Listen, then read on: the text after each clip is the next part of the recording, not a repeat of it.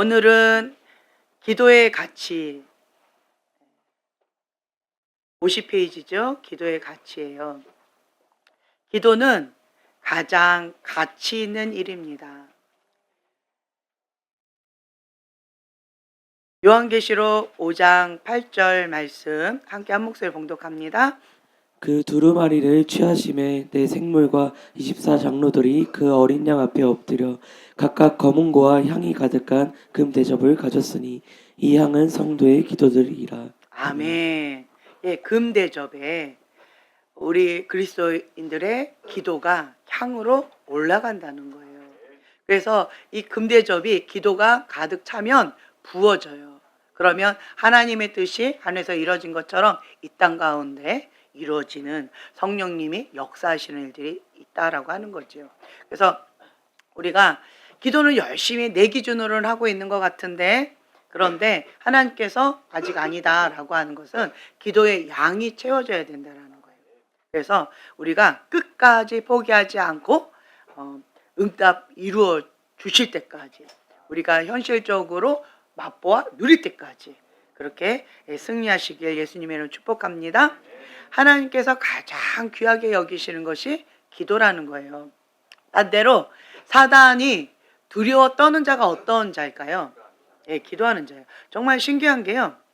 그 슬기로운 다섯 처녀와 미련한 다섯 처녀 보면 등불과 그리고 기름 이거를 가지고 주님 앞에 예수님, 신랑 되신 예수님을 기다리고 있는데, 그런데 우리가 보통 그것을 말씀과 기도 그리고 거룩한 그릇, 그것을 준비한 슬기로운 다섯 처녀와 그냥 말씀만 준비한 미련한 다섯 처녀, 이렇게 비유적으로 많이 예화를 들잖아요.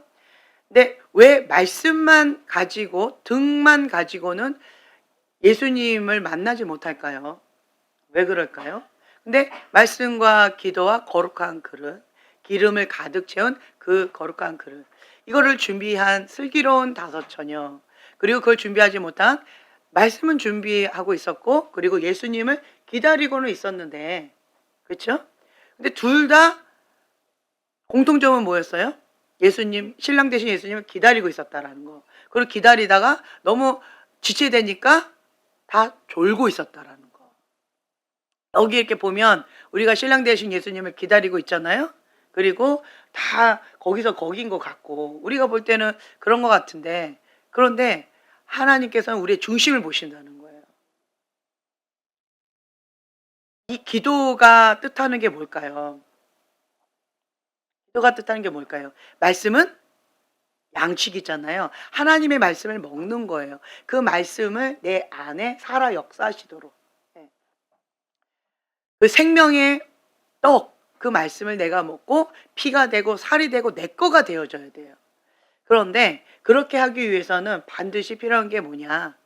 영적 근력이라는 거죠. 행하는 믿음, 살아있는 믿음. 그것을 하기 위해서는 반드시 기도가 필요하다. 기도하지 않는 사람들은 말씀대로 살아가는 게 쉽지 않아요. 그러니까 부분적으로는 우리가 할 수 있어요. 보편적으로 크게 두 종류의 교회가 있잖아요. 말씀 강조하는 교회가 있고, 기도 강조하는 교회가 있잖아요. 근데 말씀을 강조하는 교회의 특징이 있어요. 장점이 있어요. 그게 뭘까요? 말씀을 강조하는 교회의 장점이 뭘까요? 말씀대로 살아가는데요. 그런데 인간이 할 수 있는 최대의 선함으로 살아가요. 덕을 베풀고 섬기고 선한 행위를 하고 지역사회를 섬기고, 그리고 참 마음이 예뻐요. 그런데 여기에 단점은 뭐예요? 성령님의 역사하심은 제한해버린다라는 거예요. 인간적인 한계를 뛰어넘는 것을 어려워한다. 그러니까 부분적인 순종을 하고 있다라는 거예요. 네, 반대로 기도를 강조하는 교회의 장점은 뭘까요? 네, 성령님의 역사하심을 인정해 드리고, 그리고 내가 죽어야 예수님이 내 안에서 사신다. 이제 그러면서 기도를 강조는 하고 있는데 여기에 단점은 또 뭔가요? 네, 기도만 하는 사람들이 있어요. 다른 말로 성품이 뭐가 많이 나 있어요. 그래서 인격적인 부분에 뭐가 많이 나 있거나 상처가 많거나 삶이 아름답지 못한 그러한 경우들이 많이 있어요. 건강한 가정에서 건강하게 자란 사람들이 별로 참 드물어요. 이쪽은. 그러니까 상처가 많고 뭐가 많이 난 그러한 사람들이 많아요. 그런 경우. 그렇기 때문에 누가 필요한 거예요? 그렇죠. 그렇기 때문에 예수님이 필요한 거예요. 내 힘으로는 살아갈 힘이 없어요. 바닥을 쳤기 때문에. 그래서 이쪽에서는 그러니까 말씀하는 그러한 교회의 장점은 뭐냐면 그러니까 건강한 가정에서 건강하게 자란 사람들이 좀 많이 있을 수 있어요. 그러다 보니까 내 박스를 벗어나는 거를 힘들어해요. 그러니까 내가 인식하고 이해할 수 있는 그 바운더리를 벗어나는 걸 힘들어하고 그리고 내가 하는 내 기준에 자기 의로 선을 행하고 내 힘으로 신앙생활을 하고 내 예쁜 마음으로 섬기는 이런 것들이 있어요. 그러니까 장점도 있고 장점이자 또 단점이 될 수가 있어요. 또 여기도 단점이자 장점이 될 수가 있어요. 그래서 우리는 이거냐 저거냐라고 할 수 없다. 왜냐하면 날개가 두 날개를 펴고 가야 되는데 한쪽 날개만 말씀의 날개만 피면 어떻게 될까요? 제자리에서 뱅뱅뱅뱅뱅뱅뱅 돌아요. 날지를 못해요. 반대로 기도의 날개만 펼치면 어떻게 될까요? 또 마찬가지. 뱅뱅뱅뱅뱅뱅뱅 돈다라는 거예요. 그래서 이거나 저거나 반쪽짜리 신앙이라는 거예요. 그렇기 때문에 우리는 말씀 여기에 장점을 취하는 거예요. 성품이 건강해야 되겠죠. 인격적으로 온화한 성품으로 하나님의 형상으로 회복되어지는 것 그게 굉장히 취약점인데 그거를 계속 보완해 나가면서 그렇게 속 사람이 건강하게 성장해 나아가는 이런 것들을 해 나가야 되겠고 그 다음에 또한 장점은 뭐예요? 성령님의 역사하심. 성령님께서 역사하시려면 내가 완전히 죽어야 돼요. 자기를 부인하고 자기 십자가를 지고 예수님의 제자의 삶을 살아가려면 완전히 죽어야 돼요. 다른 말로 그러니까 나를 번제로 전부를 주님 앞에 올려드려야 돼요. 그래야만 하나님의 사람으로 끝까지 아름답게 쓰임받을 수가 있어요. 대부분 이렇더라고요. 여러분도 그렇지 않나요? 제가 이쪽에 어릴 때는 이쪽의 배경으로 자랐어요. 장로교단 장신대 출신의 그러한 통합측 굉장히 보수적이죠. 그래서 말씀이에요. 그리고 방언하는 사람 별로 손에 꼽혔었고 말씀 중심으로 성경 공부 많이 하고 프로그램 많이 하고 그리고 행사 많이 하고 그리고 교회 생활을 정말 재밌게 했어요. 프로그램 많으니까 교회 안에서 내가 원하는 것을 마음껏 할 수 있었어요. 교회 안에서. 세상에서 놀지 않아도 교회 안에서 너무 재미있고 신나게 놀 수 있는 그러한 프로그램과 아이디어가 참 많이 있었어요. 그것만으로도 풍성해요. 이런 장점이 있는데 그런데 단점은 뭐냐? 성령님을 제한한다라는 것과 인간적인 한계에서 벗어나지 못한다라는 것. 그래서 성령님께서 마음껏 역사하시는 그거를 인간이 계속 제한을 해버리고 차단을 해버려서 성령님께서 마음껏 운행하시는 거가 참 어려워요. 요거가 좀 안타까웠었어요. 그러다가 제가 성결교단으로 이제 서신대로 가면서 거기는 완전히 예배 형식과 이게 완전히 달랐어요. 성결이잖아요. 거룩이에요. 예. 그리고 성령님이에요. 성령님과 거룩을 강조하는 그러한 교단이었어요. 거기에서 예배를 드리는데 제가 지금 어릴 때부터 지금까지 자라왔던 그런 배경과는 너무 달랐어요. 그러한 분위기 속에서 제가 그때도 그 얘기를 했는데 저희 친구가 금요일 날 이제 신학생들 1학년 때 다 데리고 가면서 저기 은혜로운 금요일 날 예배하는데 한번 가보자. 그 교회가 있다. 그래서 금요일마다 저희가 이렇게 탐방을 했어요. 저희 학교 근처에 있는 교회들을 탐방하는 그러한 시간을 같이 다녔었었는데 근데 막 산골로 막 올라가요. 산 속으로 막 올라가요. 깜깜해 불도 없어요. 그런 데를 막 데리고 가더니만 이렇게 천막 같은 거를 이렇게 해놨고 그런데 막 예, 이제 그러고 있는데 이제 말씀 이제 끝나고 나서 기도합시다. 그러더니 갑자기 불을 확 꺼버려요. 산 속에 완전 칠흑같이 어두운데 갑자기 북을 꽝꽝꽝꽝 치더니 거기 있는 모든 사람들이 방언으로 막 부르짖는 거예요. 순간 제가 그런 분위기는 처음 봤던 것 같아요. 저희 교회에서는 방언하는 사람이 한두 명 이게 조금 소수가 있었지 여기처럼 100% 모든 사람들이 방언으로 막 부르짖으면서 북을 막 치면서 이런 모습은 제가 태어나서 처음 경험한 거예요. 너무 화들짝 놀래가지고 그 천막을 탁 나와서 나 집에 데려다 줘. 나 학교 갈래.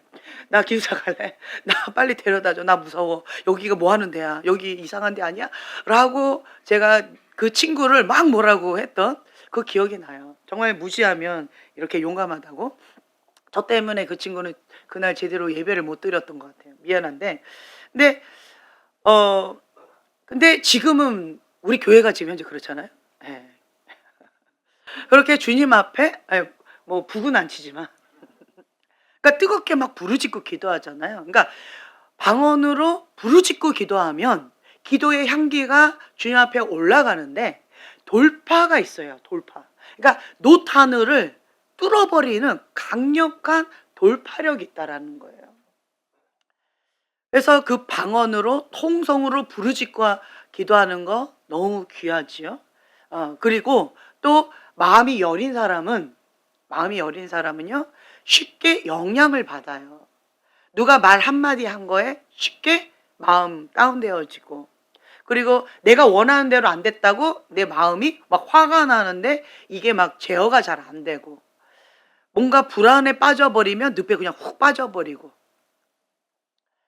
내가 뭔가를 하려고 했는데 실패를 했다? 그럼 자기 연민의 늪에 빠져서 헤매면서 잠수 타버리고 이제 이러한 경우 있잖아요. 마음이 굉장히 여린 사람이에요. 이렇게 마음이 여린 사람들은 통성으로 방언 기도를 계속하는 거예요. 방언이 무슨 뜻인지 몰라도 괜찮아요. 내가 뭔 짓 하고 있는지 무슨 말을 하고 있는지 내가 지금 어떻게 하고 있는지 그건 상관없는 것 같아요. 이 통성으로 방언 기도를 기도의 양을 채우는 거예요. 금 대접에 가득 채워질 때까지 계속 그냥 하는 거예요. 그러다 보면 나는 그것이 뭔지는 모르겠지만 그리고 헛짓하는 것처럼 느껴질 수도 있어요. 내가 지금 뭐 하는 거지 할 수는 있지만 그런데 기도의 양이 계속 채워지고 있다는 거예요. 그리고 정말 신기한 게 방언으로 통성으로 부르짖고 기도했는데 내 속사람이 단단해져 가는 거. 그리고 다른 사람의 말 한마디에 쉽게 흔들려 버리고 무너졌는데 그게 점점점 그렇게 되어지지 않는 것들. 그러니까 내 속사람이 강해지면서 이제 영향을 별로 받지 않네. 누가 말해도 뭐 그럴 수 있지. 저 사람의 상태가 좀 안 좋은가 보다. 뭔가 기분 나쁜 일이 있었나 보다 하고 건강하게 거리두기, 경계선을 딱 긋는 거. 이거는 저 사람이 나한테 화를 냈다. 저 사람의 문제야 하고 딱 거부할 수 있는 이 영적 근력이 생겨진다는 거. 근데 여기에서 더 나아가서 방언으로 통성으로 부르짖고 기도하면 그러면 이제는 영향을 주는 입장이 되어져요. 그러면 내 안에 계신 그 성령님을 전할 수가 있어요. 흘려보낼 수가 있어요. 그래서 나를 만난 사람들이 나를 통해서 예수님을 만나고 내 안에 계신 생명이 그분한테 흘러가는 거예요. 그래서 우리가 통성으로 방언 기도하는 거, 통변을 하지 못한다 해도 괜찮다라는 거예요. 통변의 은사를 구하세요. 그러면 우리가 방언 기도를 할 때 구체적으로 우리가 샤바라바라바라바라바라바라 같은 말을 계속 반복하잖아요. 근데 이게 뭔 말인지 못 알아듣잖아요. 그래도 괜찮다라고 하는 거예요. 통변의 은사를 받게 되어지면 내가 맨날 똑같은 말로 그냥 하고 있는 것처럼 느껴지지만 그 방향성, 큰 기도 제목이 뭔지는 알게 해주세요. 이게 영적 전쟁을 하고 있다, 아니면 누군가를 위해서 중보하고 있다, 아니면 내가 지금 현재 가지고 있는 그 기도 제목을 가지고 깊이 있게 하나님 앞에 아뢰고 있다, 혹은 하나님과 내가 대화를 하고 있다, 뭐 이런 그냥 큰 아웃라인은 이게 그려져요. 그거는 알게 되어져요. 그냥 알아져요. 내가 지금 현재 무슨 기도를 하고 있구나 라고 하는 거는 그냥 이렇게 알아져요. 그러니까 이 정도만 알아줘도 우리가 기도하는데 좀 더 수월할 거예요. 근데 방언 통변의 은사가 더 날카로워지게 되어지면, 그러면 이게 좀 더 세밀하게 알게 되어져요. 내가 지금 무슨 말을 하고 있고 이게 무엇인지. 그리고 또 기도를 하다가 영적인 환상이 또 열리게 되어지면 그림이 보여져요. 그러면 딱 느낌이, 나는 지금 현실 세계에 있지만 내 앞에 있는 그 환상 가운데 내가 들어가서 그것을 가지고, 예를 들어서 영적 전쟁이다라고 한다면 실제적으로 내가 하고 있는 이것이 그냥 그대로 이루어지는 거. 근데 누구를 위해서 중보하고 있다라고 한다면 나는 여기에서 중보 기도로 그걸 파쇄하고 대적 기도하고 자유케 해주는 그걸 기도를 하고 있는데, 이게 그 사람에게 현실적으로 지금 이루어지고 있다라는 거예요. 이제 이런 것들을 여러분들이 이제 조금씩 더 민감하게 더 깊은 차원의 기도로 들어갈 수 있게 되어질 거예요. 이것을 알게 되어지면요, 제가 그때도 지나가는 말씀으로 드렸는데, 그냥 나를 위해서 기도하는 거다라고 한다면 질 수도 있고 이길 수도 있고, 왜냐하면 이번에 싸움에서 내가 졌다라고 했을 때 저 같은 경우는 졌다고 해서 치명적으로 죽는 거는 아니거든요. 그냥 한번 그냥 툭 넘어진 거예요. 그러면 넘어졌네? 그냥 무릎 툭툭 털고 다시 일어나서 다시 하면 돼요. 그렇기 때문에 저의 문제를 갖고 영적 전쟁하면서 죽느냐 사느냐 이런 문제로 막 싸울 때는 그렇게 목숨 걸고까지 그렇게까지 싸우고자 하는 그런 마음이 이제 별로 그냥 그런 것 같아요. 뭐 그럴 수 있지 뭐. 너무 힘들다. 그러면 이번에는 조금 어렵다. 다음에 내일 다시 기도할게요. 아니면 오늘 저녁에 다시 기도할게요 하고 패스. 이렇게 하는 경우도 종종 있어요. 너무 힘들기 때문에. 그런데 제가 중보 기도를 하는 입장에서는요, 내가 중보를 할 때 이게 그 사람한테는 치명적인 거예요. 치명적이에요. 그러니까 죽느냐 사느냐 문제인 거예요. 혹은 그 사람이 그러니까 늪에 빠지느냐 안 빠지느냐, 그러니까 사단한테 포로가 되느냐 포로가 되지 않느냐, 어떤 치명적이더라고요. 그 결과물이. 제가 그것을 이제 몇 번을 맛보고 나서는 그냥 적당히 싸우는 게 안 되더라고요. 그래서 제가 하나님께서 저한테 중보를 시키실 때는 이게 태도가 달라져요. 그러니까 목숨을 걸어요. 이 싸움 하다가 내가 죽을 수도 있다. 그래도 나는 끝장을 보겠다 라고 하는 각오로 제가 중보가 들어가요. 왜냐하면 나는 중보하는 건데 내 문제가 아니잖아요. 그런데 내가 이 싸움을 할 때 나도 이렇게 힘든데 당사자는 감당을 못 하거든요. 중보자가 무너져 버리면 이 사람은 그냥 끝나버리는 거예요. 그래서 이 사람한테 너무 치명적인 결과가 오기 때문에 중보자로 제가 임했을 때는 목숨 걸고 싸우게 되어지더라고요. 이게 좀 다르더라고요. 여러분 그렇지 않나요? 예, 여러분 각자도 좀 그런 거 있지 않나요? 예, 나를 위해서 하는 싸움은 뭐, 오늘 좀 뷔페 식당, 이제 화려한 고급 뷔페 식당 가가지고 화려하게 먹어야지 하고 막 이렇게 기도하는데, 근데 뭐, 그냥 대충 그냥 빵으로 한 끼 때우지 뭐, 이런 마음으로 나를 위해서는 이렇게 하는 그러한 마음이 이렇게 가볍게 있을 수 있는데, 다른 사람을 놓고 아니면 다른 기도 제목을 가지고 중보자로 딱 임할 때는 죽느냐 사느냐 아니면 이 영혼이 사단한테 포로로 잡혀가느냐 뺏기느냐 안 뺏기느냐 이런 어떤 극단적인 치명적인 결과를 가지고 아주 치열한 싸움을 하는 경우가 태반이더라고요.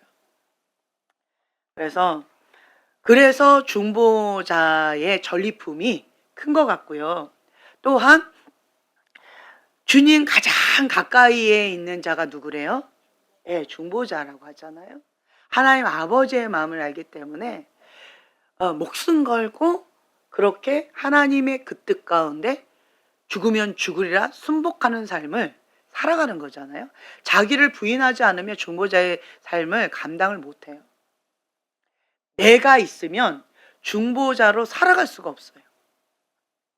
그래서 하나님께서 더 특별하게 중보자를 더 귀하게 여기시는 것 같아요. 그래서 여러분들도 볼 때 하나님께서 귀하게 여기는 그러한 사람을 귀하게 여길 줄 알아야 돼요. 그래서 여러분들의 기준을 하나님의 관점으로 좀 바꾸시면 좋을 것 같아요. 첫째로 하나님께서는 전부를 다 드린 자, 여기 레위기 1장 9절 말씀 함께 한 목소리로 봉독합니다. 그 내장과 정강이를 물로 씻을 것이요 제사장은 그 전부를 제단 위에서 불살라 번제를 드릴지니 이는 화제라 여호와께 향기로운 냄새니라. 아멘. 아멘. 자, 표준 세번역도 한번 봉독해 볼까요? 제물을 가져온 사람이 내장과 다리를 물에 씻어주면 제사장은 그것으로 모두 제단 위에 놔놓고 불살라야 한다. 이것이 번제인데 이는 제물을 불에 태워서 그 향기로 주님을 기쁘게 하여 드리는 살라 바치는 제사이다. 아멘. 아멘. 자, 이게 번제에 대해서 나와 있어요.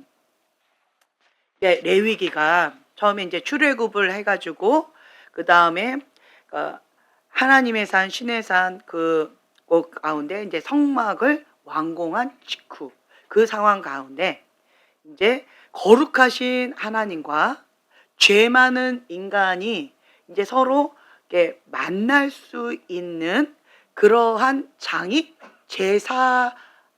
제사. 주님과 만나는 장이. 근데 그 제사가 이 죄 많은 이러한 모습으로 하나님을 거룩하신 하나님을 만날 수가 없어요.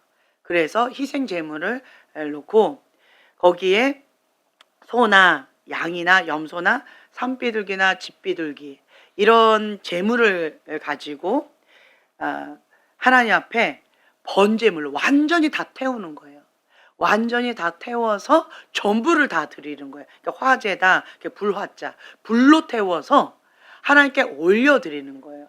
그것을 하나님께서는 향기로운 제물, 향기로운 냄새다라고 주님께서는 그렇게 받으시는데, 주님은 우리의 마음의 중심을 받으시는 것 같아요.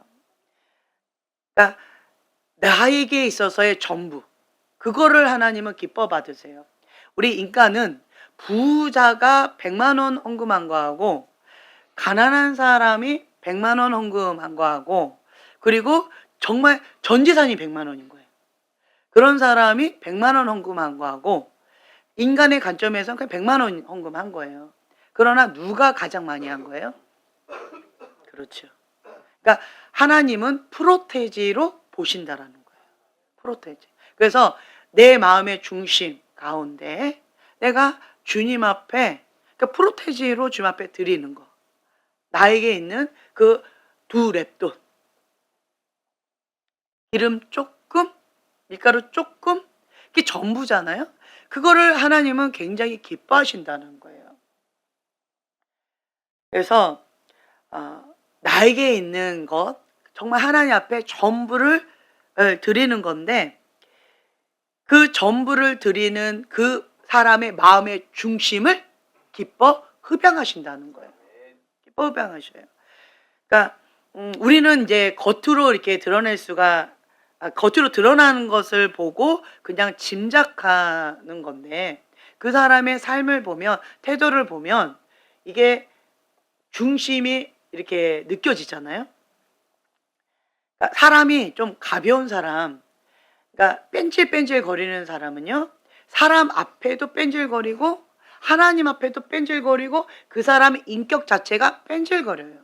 그러니까 누가 보면 하는 척하고 누가 안 보면 그냥 안 하고, 그리고 사람들이 있을 때는 홀리한 척하고 나 혼자 있을 때는 굉장히 더럽게 살고, 그리고 앞과 뒤가 많이 다르고 이제 이러한 모습들로 살아가잖아요. 그런데 하나님 앞에 정직하게 그렇게 살아가는 것을 하나님께서는 기뻐하신다는 거예요.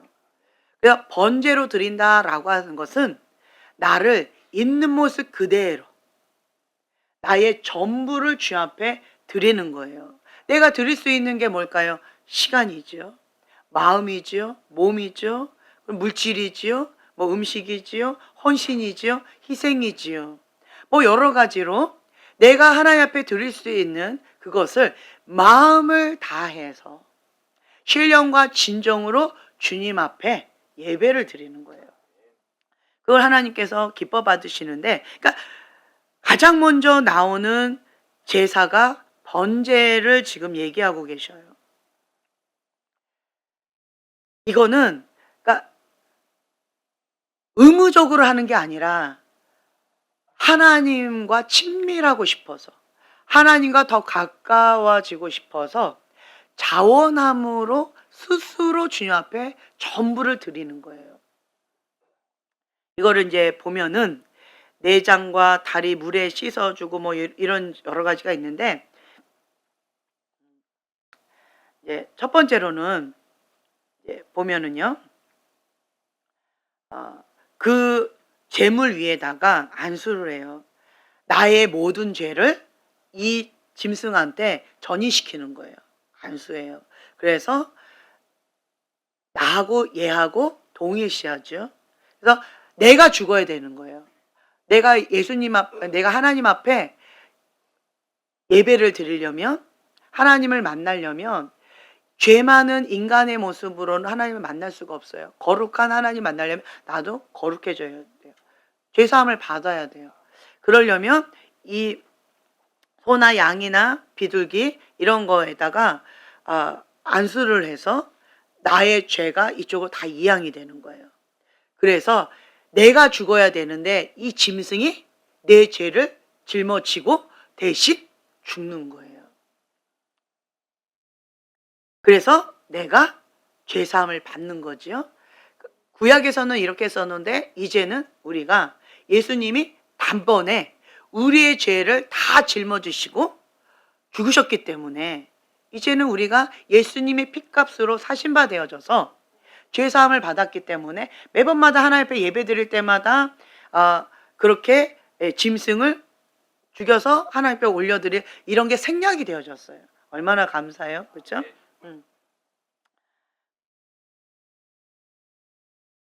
네, 가장 먼저 하는 게 뭐냐면 가죽을 벗기는 거예요. 가죽을 벗겨요. 자, 6절에 보면은요, 그는 또 그 번제물의 가죽을 벗기고 각을 뜰 것이요. 그러니까 가장 먼저 하는 게 뭐냐면 번제단에 올리는데 가죽을 벗겨요. 가죽을. 이 가죽을 벗긴다라고 하는 것은 어떤 의미가 있냐라고 하면요, 우리가 상징적으로 가면을 벗어버리는 거예요. 내가 포장했던 거, 내가 좀 괜찮은 사람인 것처럼, 나는 된 사람인 것처럼, 나는 깨끗한 사람인 것처럼, 나는 홀리한 사람인 것처럼, 나는 저런 사람하고 다른 사람인 것처럼 그렇게 가면을 쓰고 있었는데 그 가죽을 벗겨버리는 거예요. 다른 말로요, 하나님 앞에 정직하게 나아가는 거예요. 있는 모습 그대로. 그러니까 어린아이와 같은 자가 천국에 간다라는 말씀을 하셨잖아요. 어린아이들은 가면을 쓰지 않아요. 어린아이들은 있는 모습 그대로 정직한 모습으로 나아가잖아요. 그런 것처럼 진실한 모습으로 나의 치부를 적나라하게 다 드러내는 거예요. 그래서 하나님 앞에 정직한 모습, 그 수치를 다 무너뜨려 버리는 거예요. 사단의 경고한진 세 가지 지금 기억나시죠? 그 중에 하나가 뭐예요? 수치라는 거예요. 수치의 장벽에 딱 숨어버린 악한 영은요, 방법이 없더라고요. 이거는 내가 스스로 가면을 쓰고 있는 거고 내가 스스로 그 악한 영을 감싸주고 있는 거예요. 그렇기 때문에 건들 수가 없더라고요. 근데 사단은 그 수치의 영은 속이는 거예요. 너 수치 드러나면 너 돌 맞아 죽어. 너 수치 드러나면 너를 인간 취급하겠어? 너를 이제는 예전과 같은 눈으로 너를 안 바라볼 거야. 저런 비열한 인간, 저게 인간이야? 라고 하면서 조롱하고 비난하고 너는 살 수가 없을 거야. 수치로워서 얼굴을 못 들고 다닐 거야. 수치의 영은 그렇게 거짓말을 한다라는 거예요. 그럼에도 불구하고 이 수치를 가죽을 벗겨서 적나라하게 정직하게 드러내는 거예요. 여러분, 수치 장벽 무너뜨렸더니 돌 맞아 죽었나요? 어떠셨어요? 특히나 우리 형제님은 그 수치가 굉장히 컸잖아요. 너무 수치스러워서 다른 사람한테 체면이 중요했었잖아요. 예. 체면이 중요해서 안 먹어도 괜찮고 돈 못 받아도 괜찮고 체면이 중요해요. 가족들은 내 체면을 위해서 희생양인 거예요. 그렇게 살았잖아요. 우리 집이 막 난리가 나도 체면이 중요한 거예요. 다른 사람들한테 우리의 가족의 허물을 알리면 죽음인 거예요. 네. 그만큼 그 수치가 정말 힘들었잖아요. 근데 그거 많이 벗겨졌죠. 가죽을 많이 벗긴 거예요. 자, 어떠셨나요? 수치가 드러날까 봐 두려워했을 때는 어떠셨나요? 항상 두려웠죠. 그리고 그 건들면 폭발해 버렸죠. 뭐 아빠 나 그래도 좀 달라고 해서 나 너무 배고프고 나 이거 필요해요. 아빠 좀 해주세요. 네가 지금 뭔 소리 하는 거야? 이거는 진짜 뭐 짤도 없었죠. 왜냐하면 내 체면이 더 중요하기 때문에. 그런데 정작 수치를 드러냈더니 지금은 어떠세요? 많이 편해졌죠. 그런 것 같아요. 수치의 장벽이 많으면 많을수록 두려움, 돌 맞아 죽을까봐 공포에 떨고 항상 불안한 마음, 그런 마음이 있었던, 들킬까봐, 열등감, 이러한 마음이 이제 있었었는데 그거를 주님 안에서 정직하게 드러냈어요. 자, 드러내는 목적이 달라요. 가죽을 벗기는 목적이 달라요. 뭐예요? 하나님 앞에 번제물로 드리려고. 하나님 앞에 전부를 드리려고. 그게 목적인 거예요. 하나님의 손에 모든 걸 다 드리려고 그 수치 장벽을 무너뜨리는 거예요. 반대로 어떤 사람이 이렇게 해요. 뭐 어쩔 건데? 나 이런 사람인 줄 몰랐어? 나는 원래 이런 사람이야. 건들지 마. 이러면서 오히려 적반하장을 화를 내는 사람이 있어요. 이런 사람이 수치를 드러낸 건가요? 아니요. 양심이 없는 거죠. 양심에 화인 맞은 사람처럼 그거에 대해서 수치를 수치로 받아들이지도 못하고 창피한 걸 창피한 걸로 받지 못하는 영적인 무감각증에 걸린 거죠. 그건 아닌 거예요.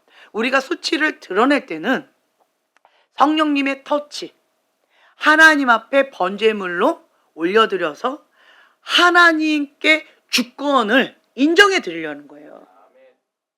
내가 지금 주인 삼아서 지금까지 내가 하려고 했던 이것 주님 앞에 주권을 이양합니다. 그래서 이 수치 주님이 주인이십니다. 주님의 뜻대로 이루어지길 원합니다. 그렇게 하나님 앞에 올려드리기 위해서 우리가 수치의 장벽을 무너뜨리고 가죽을 벗기는 거잖아요. 네. 그러면 정말 신기한 게 수치의 장벽을 무너뜨렸을 때 그 수치의 영이 나가버리잖아요. 그러면 정말 자유함이 와요. 진리를 알지니 진리가 너희를 자유케 하리라. 정말 놀라워요. 이거는 뻔뻔함이 아니에요. 이거는 진리 안에서 하나님이 주시는 자유와 평안이라는 거예요. 이건 달라요. 왜 그럴까요? 그 수치의 방을 그 내 마음 그리스도의 집처럼 수치의 방을 주님께 오픈을 해드렸어요. 그러니 주님이 훅 오셔서 청소해 주신 거예요. 그리고 그 방의 주인이 그전에는 나였는데 누구로 바뀐 거예요? 예수님으로 바뀐 거예요. 네. 그래서 자유해진 거예요. 내가 청소할 필요가 없어요. 내가 이거를 책임질 필요가 없어요. 이런 자유함이 있죠. 그리고 이제는 각을 뜨는 그러한 과정이 있어요. 각을 뜬다는 거는 슬라이스예요. 슬라이스. 아주 얇게 슬라이스를 이렇게 각을 뜨는 거예요. 이거는 세밀하게 섬세하게 이거 마디마디를 자르는 그러한 과정인데 막연하게 기도하는 거 있죠. 예수님 도와주세요. 예수님 아시죠?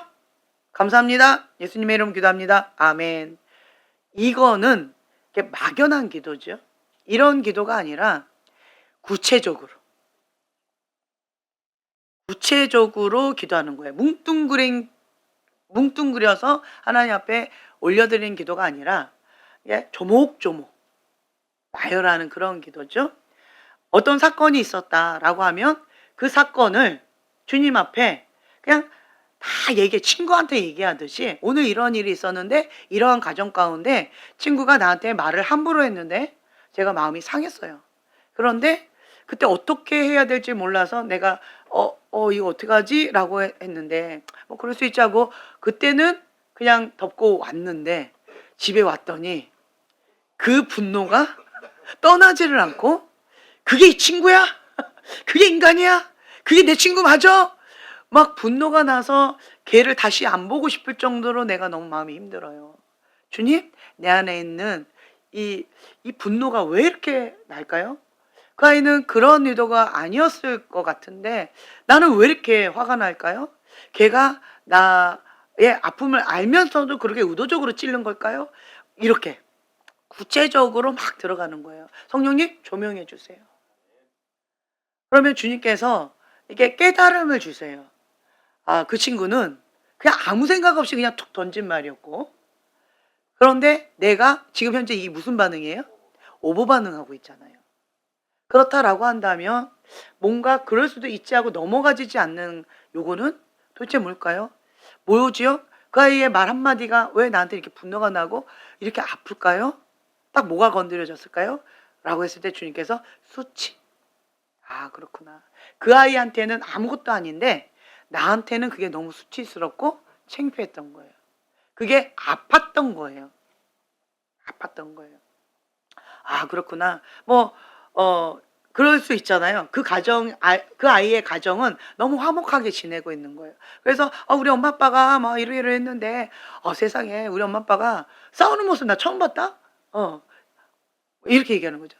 우리 집은 맨날 싸우는데 중내 사내 하고 난리를 치고 있는데 얘가 그냥 툭 지나면서 야 너네 집은 안 그러지?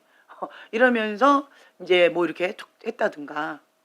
야 오늘 그렇게 엄마 아빠 싸우는데 그거 못 살겠더라. 만약에 그렇게 엄마 아빠 맨날 싸우고 살면 나는 못 살 것 같아. 그거는 정말 가정이 아닌 것 같아. 뭐라고 이렇게 지나갈 말로 이렇게 했어요. 근데 오늘은 우리 아빠가 아이스크림 안 사들고 왔어. 맨날 아이스크림이랑 내 장난감 맨날 사갖고 왔는데 오늘은 안 갖고 온 거야. 이게 아빠 맞아? 뭐 이러면서 화를 냈어요. 그런데 나는 맨날 우리 아빠 엄마 맨날 싸우고 있고, 아빠가 술 취해갖고 맨날 오는 모습 가운데 항상 손에는 술병. 그리고 들어올 때는 막 이러면서 들어오는 이 모습밖에 없었는데, 선물? 뭐 이런 거 있잖아요. 그냥, 그래? 너네 집 안 그러지? 라고 하는데, 뭐, 그렇지 뭐. 이러고 이렇게 넘어갔는데, 그게 굉장히 아프고 힘겨웠다. 라고, 예를 들면, 그랬다라고 하면, 이게 내 마음 가운데에서 굉장히 수치심, 내가 정말 친한 친구라고 하지만 이 부분만큼은 너무 수치스러워서 말을 하지 못하는, 뭐 이런 것들 있죠. 혹은 이제 결혼했어요. 결혼했는데 이 집하고 우리 집하고 뭐 부부간에 가정간에 이런 것들을 다 오픈해서 얘기하기는 좀 거시기한, 좀 수치스러운 뭐 이런 거 있잖아요. 어릴 때는 별의별 거 숟가락 밥그릇 뭐 다 얘기를 했었는데, 결혼하고 나서는 이건 너무 수치스러워서 말을 못하겠다, 이런 거 있잖아요. 그런데 뭐 부부끼리 뭐 해외여행 갔다고 막 이렇게 하고 자랑하고 이러면, 나는 이혼한 애 만회하고 있는데 야, 너 신랑이 뭐 이번에 차 뽑아준대? 뭐 이러면서, 이러면 좀, 차는 뭐야 지금, 그 인간 안 보는 것만도 나는 지금 감사하겠는데, 뭐 이렇게 막 우라병이 막 오는데 그걸 차마 친구한테 말을 못하는, 그리고 굉장히 아파하는 어떤 이런 것들이 있을 수 있잖아요. 그러면서 주님 앞에 이제 이렇게 울고 있는 어떤 이런 것들, 아무것도 아닌데, 정말 아무것도 아닌데, 여러분도 그런 거 있겠죠? 제가 결혼하고 나서 그렇게 통곡하고 울었던 게 그 10,000원짜리 모자. 예전에 얘기했죠. 친구가 모자 샀다고 막 자랑을 하는데, 그럼 시장에서 10,000원 주고 샀어. 이거 너무 이쁘지? 너도 어느 시장 가봐. 거기 10,000원이야. 라고 했는데 나는 10,000원이 없는 거예요. 그 모자를 살 10,000원이 없는 거예요. 그런데 그걸 차마 친구한테 말을 못했어요.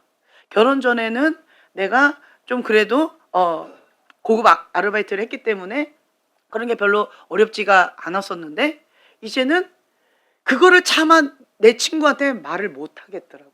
너무 수치스러웠던 것 같아요. 지금 생각해 보니까 굉장히 수치스러웠던 것 같아요. 그래서 그 친구하고 그냥 재밌게 막 놀고 맛있게 먹고, 그리고는 집에 돌아왔는데 저는 바로 집으로 못 돌아가고 교회로 가가지고 한 몇 시간을 통곡하고 울었나 봐요. 진짜 꺼이꺼이 통곡하고 몇 시간을 울었나 봐요. 정신을 차리고 보니까 앞에서 기도하고 계셨던 할머니가 계셨는데, 그 할머니의 기도 소리가, 이제 내가 정신을 차리고 보니까 몇 시간이 지났어요. 차리고 보니까 할머니가 기도하는 소리가 들리기 시작하더라고요. 내가 그때 주한이 깐난쟁이 애기였는데 거기다 옆에다 놓고 내가 그렇게 통곡하고 울었나 봐요. 그러니까 하나님, 다행히 그 할머니가 우리 교회가 커가지고 내가 사모라는 걸 몰랐어요. 얼마나 감사한지. 하나님, 저 새댁이 저렇게 서럽게 울고 있는데 주님, 저 새댁의 마음을 위로해 주시고, 그리고 그 기도를 들어주시고 주님 함께 해주세요. 그거를 한 30분 이상을, 내가 정신 차리고 나서 그 기도 소리를 듣는데 한 30분 이상을 나를 위해서 계속 기도하는 소리가 들리더라고요. 그 전부터 했을 거 아니에요. 근데 내가 정신 차리고 나니까 그 소리가 들리고 한 30분 이상이었던 것 같아요. 몇 시간을 날 위해서 기도하셨나 봐요, 그 할머니가. 이제 가셔야 되는데 내가 하도 울고 있으니까 집에 못 가셨나 봐요. 그러면서 그렇게 기도를 해주시더라고요. 하나님, 저 세대 저렇게 서럽게 오는데 뭐가 저렇게 한이 맺혀서 저렇게 울까요? 그거는 나는 모르지만 주님, 불쌍히 여겨주시고 긍휼을 베풀어 달라고 정말 간절하게 기도하셨던 그 할머니의 뒷모습이 너무 고마웠던 것 같아요. 근데 나는 고개를 들 수가 없었어요. 내 신분을 알면 창피하잖아요. 그래서 참 감사했던 것 같아요. 그 할머니가 지금도 잊혀지지가 않아요. 이런 수치, 정말 힘겨운 것들. 근데 그때 제가 하나님 앞에 정말 이렇게 각을 뜨듯이 그렇게 토설기도를 했던 것 같아요. 주님, 내가 지금 하나님의 종으로서 이렇게 나아간다고 했는데 10,000원이 없어서 모자를 못 사는 이러한 서러운 상황 가운데 내가 너무 서럽습니다. 주님, 이게 뭡니까? 내가 지금 뭐 하는 짓입니까? 나는 친구들하고 못 만나겠습니다. 내가 이런 상황 가운데 막 이러면서 아주 서럽게 그 각을 뜨듯이 토설기도를 주님 앞에 막 하고 났는데, 그러고 나서는 이제 중보까지 받았잖아요. 그러고 나서는 제가 받았던 위로가 뭐였냐면, 누군가 날 위해 기도하네. 누군가 날 위해 기도하네. 정말 주님은 나를 고와 같이 버려두지 않으신다. 모르는 할머니가 나를 위해서 중보를 해주시잖아요. 돕는 천사들이 내 주변에 항상 있구나. 누군가 날 위해서 저렇게 간절하게 기도해 주시는 분이 있구나. 나는 혼자가 아니구나. 굉장히 큰 위로를 받았고, 그러니까 천사처럼 보여졌고, 너무 감사했고, 또 한 가지는 그거 있죠. 너 10,000원 하고 나하고 바꿀래. 있잖아요. 네. 너 아직도 너의 그 사치스러운 허영을 버리지 못했니? 예. 10,000원하고 나하고 바꿀래? 10,000원 줄까? 뭐 이런 거 있잖아요. 하나님, 잘못했어요. 아니에요. 나는 그 10,000원보다 더 중요한 주님을 선택했어요. 그 주님을 만나서 내가 더 깊은 사랑의 자리로 내가 나아가는데, 정말 그 송명희 시인이 고백했던 것처럼 다른 사람들이 갖고 있지 못한 그 비밀을 나는 누리고 있는 거예요. 그건 돈으로 환산할 수가 없는 거예요. 돈으로 바꿀 수가 없는 거예요. 그렇기 때문에 주님, 저는 안 바꿔요. 주님, 잘못했어요. 회개합니다. 라고 하는 그러한 회개 기도로 이제 마무리를 했던 것 같은데, 그래서 제가 세상에서는 물질주의로 물질을 향해서 추구하고 갔지만, 하나님의 사람은 돈으로 살 수 없는 정말 값진 보석이 무엇인지 알고 그 주님을 정말 깊이 만남으로 인해서 세상이 줄 수 없는 평안, 세상이 줄 수 없는 그 하나님을 대면하는 그러한 시간을 갖게 되어지는 것 같아요. 그래서 이런저런 것들을 많이 깨닫게 되어져서 참 감사했죠. 그래서 이런 각을 뜨는 그러한 기도, 구체적으로 토설하고 있는 모습 그대로 하나님 앞에 정직하게 어린아이 같은 모습으로 구체적으로 기도하는 이런 것들을 하나님이 기뻐하신다는 거죠. 그리고 또한 또 내 삶에 이 구체적으로 하나님 앞에 기도하는 영역 가운데에서 내 생각의 영역 가운데 하나님 앞에 기도를 올려드려야 되는 부분은 무엇이 있을까?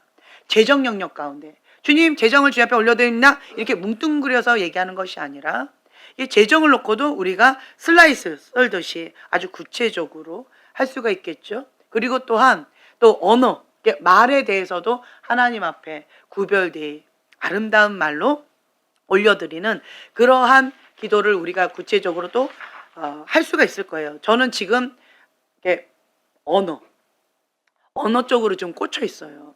제가 지금 가장 부러워하는 것 중에 하나가 언어라고 말씀드렸잖아요. 언어에 꽂혀 있어요. 하나님께서 우리에게 주신 권세가 있어요. 하나님의 자녀에게 주신 권세가 있어요. 그게 뭐예요? 입술의 권세잖아요. 그런데 그거를 못 누려요. 왜 못 누려요? 입이 더러워서. 입이 더러워서 하나님께서 주시는, 하나님의 자녀에게 주신 그거를 못 누리는 거예요. 왜 입이 더러워요? 여기가 부패해서. 여기가 더러우니까. 생각이 더럽고 마음이 부패하고 쓴뿌리 상처, 여기를 관리를 하지 못하니까 입술의 권세를 주셨음에도 불구하고 사용을 못하는 거예요. 그러니까 우리는 이 하나님께서 주신 그 권세를 사용하기 위해서 하나님의 말씀으로 사로잡아야 되고, 생각을, 그리고 이 마음을 깨끗하게 유지해야 되는 거예요. 제가 이때 당시 돈하고 바꿀 수 없는 물질 훈련을 받으니까 여러 가지로 이제 물질적으로는 바닥이었지만 영적으로는 굉장히 깊은 하나님과의 깊은 친밀함의 시간을 가졌었는데, 그때 제가 너무 행복했어요. 그래서 하나님께서 주시는 그 은혜를 단 한순간도 놓치고 싶지가 않았던 것 같아요. 그래서 하나님께서 말씀하시는 거는 그냥 즉각 순종을 하고, 불순종을 하면 성령님께서 소멸해 가시는 게 내가 느껴지는 거고, 내 안에서 탄식하시는 게 느껴지니까 견딜 수가 없는 거예요. 그래서 하나님을 사랑하기 때문에 내가 순종하는 것이고, 예수님을 사랑하기 때문에 내가 유혹을 거부하고 차단하고 대적하는 것이고, 하나님이 기뻐하시는 것을 내가 같이 기뻐하고, 하나님께서 가증히 여기시는 것을 내가 같이 가증히 여기고, 주님과 온전히 하나 되어져가는 그런 시간을 갖다 보니까 이게 더 가까이 하나님과 더 친밀한 시간을 갖게 되어지니까 그게 너무 좋은 거예요. 너무 좋은 거예요. 그래서 하나님의 임재가 없이는, 하나님께서 임하셔서 그 주님이 함께 하시는 그 느낌 있죠. 그 한번 맛보아 이것을 경험을 못하면 이게 숨이 막혀서 죽어같이 힘든 거예요. 그러니까 주님과 소통을 해야 되는 거예요. 주님과 소통하려면 기도잖아요. 그 하나님의 약속의 말씀을 붙잡고 기도하면서 그 말씀이 내 안에 살아 역사하시는 걸 날마다 매 순간마다 누리면서 주님의 임재 가운데 이렇게 살아갔는데, 그거 가운데 이게 휙 하고 뭔가 갑자기 얼어버린 것 같은 그런 느낌? 임재 가운데 따뜻함이 느껴졌다. 그게 갑자기 이렇게 얼음처럼 이게 싹 갑자기 깜깜해진 것 같은 그런, 먹구름이 탁 뜬 것 같은 그런 느낌? 이게 도대체 뭘까? 이게 뭘까? 보면, 그러니까 그런 거에 대한 영적인 감각이 더 민감해지더라고요. 도대체 이게 뭘까? 보니까 그게 뭐예요? 성경에 하나님과 나 사이에 죄라는 거예요. 죄. 그래서 도대체 뭐지? 내 기준에는 그 죄가 뭔지를 모르겠는 거예요. 인간적인 기준으로, 내 기준으로, 뭐 세상의 기준으로 죄가 뭘까, 이게 뭐지 하고 아무리 찾아봐도 모르겠는 거예요. 그럼 이걸 붙잡고 막 이것도 회개해보고 저것도 회개해보고 막 다 회개하다가 이게 딱 걸리는 게 있어요. 그러면서 이 캄캄했던 게 갑자기 따뜻하게 풀어지는 듯한 그 느낌이 있어요. 하나님의 임재가 순종이 트이는 것 같은. 아, 그럼 내가 딱 느끼는 거예요. 아, 요거였구나. 이거를 하나님께서 죄로 여기시고 기뻐하지 않으셨구나, 슬퍼하셨구나 라고 한다면, 이제 이거를 하나님은 죄로 여기시는구나. 나는 죄로 안 여겼는데 하나님은 그러시는구나. 그러면서 제가 조금씩 성령님께 민감해져 가고, 그리고 거룩에 민감해져 가고, 하나님의 기준에 민감해져 갔던 것 같아요. 그러면서 주님 앞에 더 깊이 나아가는 거죠. 그러니까 죄에 대해서 민감해져 가는 것 같아요. 죄에 대해서.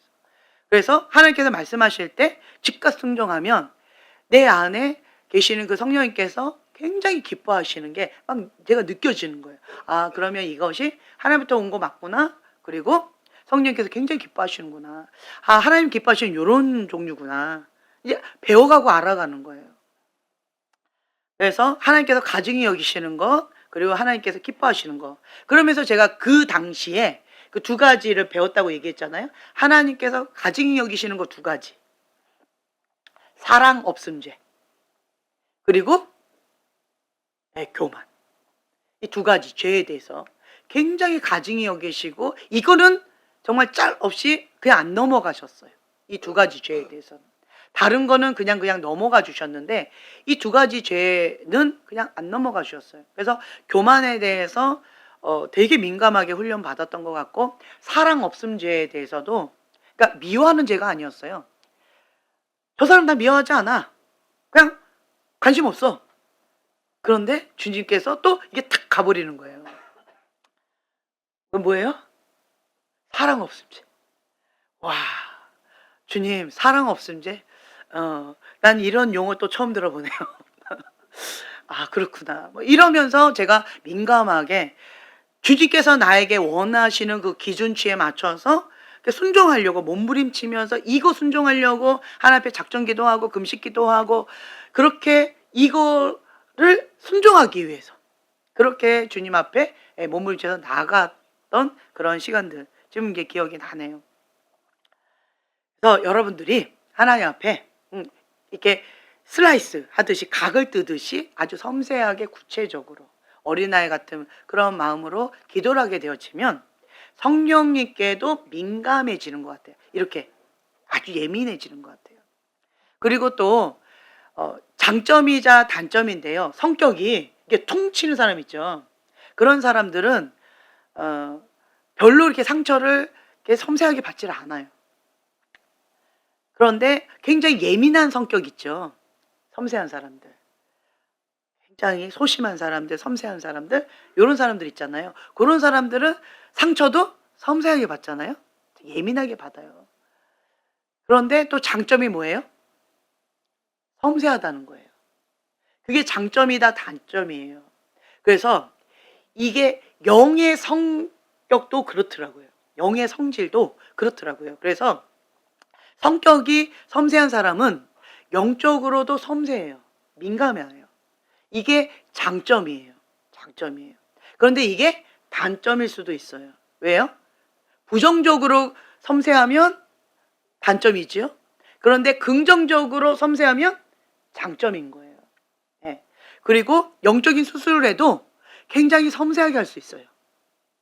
다른 사람들은 건들 수 없는 아주 깊은 것까지 굉장히 섬세하게 다룰 수가 있어요. 그리고 부드러워요.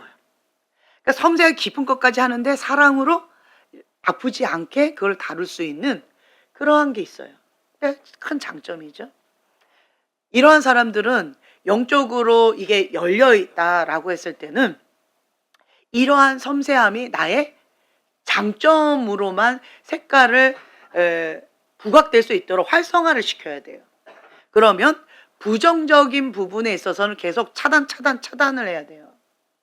부정적으로 민감한 거는 쉽게 상처를 받는 건 뭐 때문에 그렇다?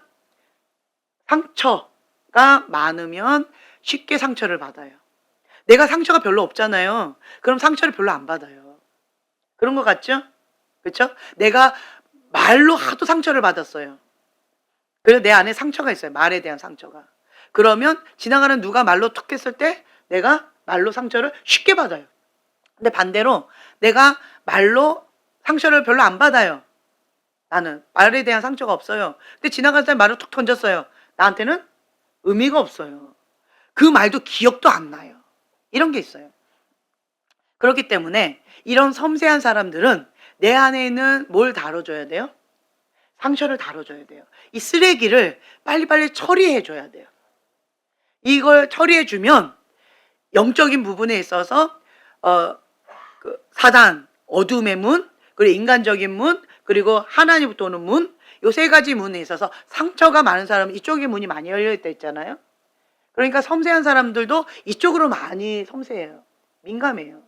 그래서 요거를 계속 치유하잖아요. 상처를.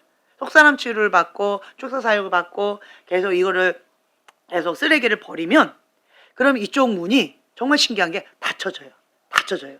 다른 말로 어둠에 대해서 둔감해져요. 둔감해져요. 덜 상처받아요.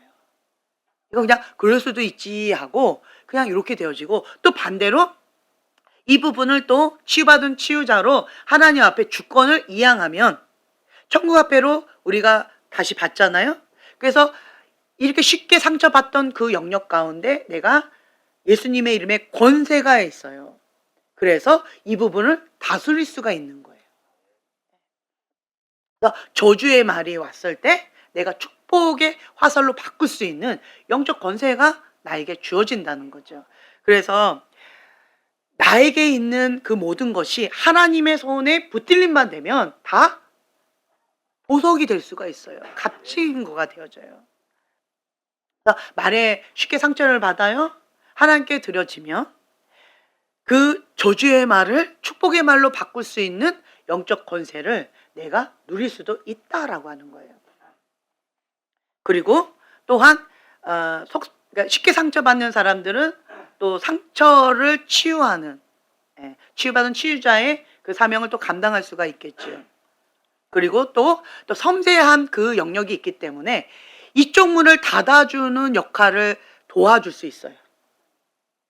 그리고 또 이 섬세한 것을 하나님이 원하시는 그 뜻 가운데로만 계속 활성화시킬 수 있도록 도와줄 수가 있어요.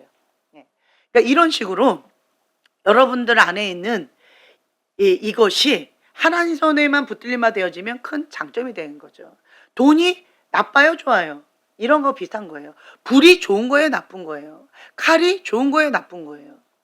그거 마찬가지인 거예요. 상처도 좋은 거예요, 나쁜 거예요? 라고 했을 때 뭘까요? 나쁜 걸까요? 좋은 걸까요? 이거 비슷한 것 같아요. 이런 관점에서 본다면, 하나님의 관점에서 본다면 다 그런 것 같아요. 상처가 하나님의 손에 없을 때는 나쁜 거지요. 죽이는 독이 되니까. 그런데 이 상처가 하나님의 손에 붙들린 바 되어지면 그 상처를 치유하는 그러한 치유자의 역할을 감당하니까 아주 좋은 거지요. 그렇죠? 내가 상처를 받지 않은 상태에서 그 사람 안에 있는 상처를 만질 수 있다? 그건 불가능한 거예요. 불가능한 거예요. 그렇기 때문에 상처가 좋은 거냐 나쁜 거냐라고 했을 때 이게 대답이 좀 애매한 거예요. 그러니까 여러분들 안에 있는 것이 내가 지금 현재 썩은 사과 좋은 거냐 나쁜 거냐라고 했을 때 하나님 손에 붙들린 바 되어지면 좋은 거예요. 그런데 여러분들이 갖고 있는 이 지식, 똑똑한 머리, 언변력, 하나님의 손에 붙들린 바 되지 않으면 이게 치명적인 독이 되어지는 거예요. 세상에서는 부러움을 살 수 있겠지만 하나님의 나라에서는 이게 걸림돌이 되어지는 거죠. 그래서 여러분들이 내 안에 있는 장점도 그렇고 단점도 그렇고 중요한 게 뭐다? 하나님의 손에 붙들린 바 되었느냐, 하나님의 주권 가운데 있느냐, 그것으로 인해서 좋은 거냐 나쁜 거냐 이렇게 구분이 되어지는 것 같아요. 네, 넘어갈게요. 하나님께서는 이 번제로, 그러니까 드리기를 원하니 슬라이스를 다 이렇게 했잖아요. 그리고는 이제는 마지막으로 뭘 해요? 그렇죠. 불을 질러야 돼요. 자, 불을 지른다라고 한다면 이거를 또 여러 가지 각도로 우리가 또 해석할 수 있겠는데, 불의 연단, 물의 연단. 불에 태워지는 거예요. 없어지는 거예요. 그래서 이 불이라고 하는 게 태워진다, 없어진다라고 했을 때 내 안에 있는 그러한 아픔이나 쓴뿌리나 상처나 고통이나 이런 것들이 다 태워진다라고 했을 때 감사한 거지요. 쓰레기가 다 태워진다라고 하면 감사한 거잖아요. 그런데 태워질 때는 고통스럽죠. 고통스럽죠. 태워지는 거잖아요. 내가 주님 앞에 태워지는 거잖아요. 내가 껍질이 벗겨지고 내 수치를 다 드러내지는 거고, 그리고 또 내가 마디마디 다 잘려서 그거를 세세하게 주님 앞에 나의 기도 제목들을 다 올려드리는 거고, 그리고 이제는 마지막으로 내가 주님 앞에 태워지는 거잖아요. 고통스럽죠. 그러면 내 심령이 어떻게 되어질까요? 상하고 통해하는 심령이 나와요. 고통스러우니까. 상하고 통해하는 심령, 주님께서 기뻐 받으시는 제사래요. 그러면서 향기가 막 올라가잖아요. 하나님의 불로 태워져서 그 태워지면서 올라가는 그 향기가 화제인데 여호와께 향기로운 냄새라는 거예요. 여호와께 향기로운 향기라는 거예요. 향기. 그러니까 나의 상하고 통해하는 심령으로, 가난한 심령으로 주님 앞에 절규하는 그러한 기도가 주님 앞에 올라가는데, 그것이 하나님께서 기뻐 흡양하시는 향기로운 제사라는 거예요. 그러니까 정말 이게 역설적이죠. 네. 다른 말로 완전히 내가 다 태워져야 되는 거예요. 자기 부인이라는 거예요. 나는 없다. 나는 없어지고 나라는 존재는 어디로 다 올라갔어요? 주님 앞에 다 올라간 거예요. 그러니까 주권 이양. 하나님의 손에 주권이 이양되어지고 다 올라가진 거예요. 그래서 나의 존재가 하나님을 기쁘시게 하는 그러한 향기로 주 앞에 올라간다는 거죠. 그러니까 하나님의 불, 나라고 하는 그 재물이 하나님의 불을 만나면 향기로운 재물로 승화되어져서 주님 앞에 올라가진다는 거예요. 그래서 여러분들이 삶의 고난, 그 삶의 고난이 올 때 아프잖아요? 힘들잖아요? 네. 그런데 그 고난의 불에 태워지면서 내가 어떻게 되어져요? 네. 겸손해지면서, 낮아지면서, 내 안에 있는 불순물이 태워지면서 소멸의 불로 태워지고, 정결한 불로 태워지고, 하나님의 사랑의 불로 태워지고, 그래서 예수님만 남을 때까지 다 태워지는 그러한 과정을 밟게 되어지잖아요. 그래서 내 인격의 불순물을 태우고 향기로운 그러한 기도로, 인내의 기도로 승화되어져서 하나님 앞에 올라간다는 거예요. 하나님께서 기뻐 흡양하신다는 거죠. 주님과 내가 하나 되어지는 그러한 시간을 갖게 되어지는 거예요. 그래서 인간은, 그러니까 저 자신을 봐도 그렇고요. 인간은 본성 자체가 교만하기 때문에 조금만 좀 환경이 풀어지면 우쭐대어지고 기도를 좀 등한시하고 싶어하고, 문제가 터지면 야 아이고 죽었네 하고 하나님 앞에 엎드리게 되어지고, 그러니까 인간의 한계점 딱 부딪히면 항복하고 주님 앞에 도와달라고 그렇게 기도하게 되어지고, 이런 것들이 있는 것 같아요. 그래서 오늘은 주님 앞에 이걸 붙잡고 좀 기도하는 시간을 좀 가졌으면 좋겠어요. 하나님 앞에 우리가 향기로운 제물로 하나님이 기뻐하시는 그러한 제물로 올라가길 원합니다. 그래서 우리의 기도가 하나님이 가장 귀하게 여기시고 기뻐하시는 그러한 기도로 하나님께 올라가길 원합니다. 하나님께서 응답하시는 그러한 기도로 올라가기를 원합니다. 주님, 나의 머리 가운데에서 생각의 영역들을, 부정적인 생각들, 욕설과 분노, 음란을 잘라냅니다. 나의 손과 발의 행실들, 게으름의 마디마디들을 내가 도려냅니다. 그리고 내 가식적인 그 내장들, 그 가죽을 다 벗겨서 주님 앞에 올려드립니다. 그 내장을 주님 앞에 씻어냅니다. 그 가식적인 그런 내장을 주님 앞에 씻어냅니다. 주님, 그래서 주님의 거룩하심만 남기를 원합니다.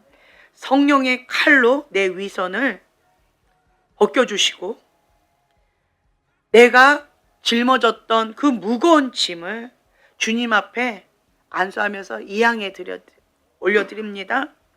나라고 하는 이 재물을 주님의 제단 위에 올려놓사오니, 주님, 나의 삶의 세세한 부분까지도 깨끗하게 각을 떠서 정리해 주시는 그 거룩한 작업을 오늘 이 시간 우리에게 부어 주시옵소서. 우리가 주여 3번 부르짖고 기도하겠습니다.